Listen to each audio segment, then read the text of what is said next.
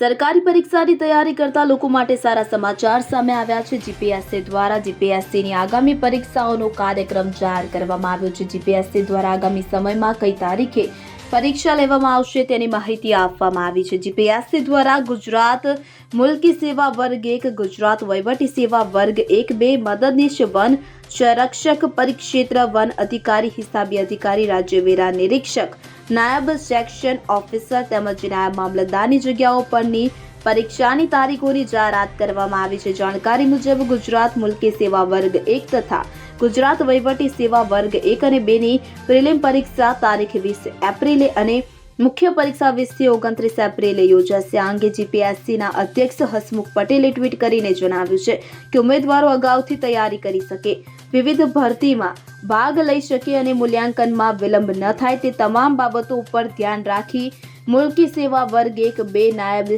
Section અધિકારી, નાયબ one સંરક્ષક, આંકડા અધિકારી વર્ગ 1-2, રાજ્ય વેરા નિરીક્ષક વગેરે પરીક્ષાઓનું વાર્ષિક સમયપત્રક જાહેર કરવામાં આવ્યું છે। Bureau report CN24 news. હવે જુઓ દેશ દુનિયાની તમામ ખબરો તમારી આંગળીના ટેરવે।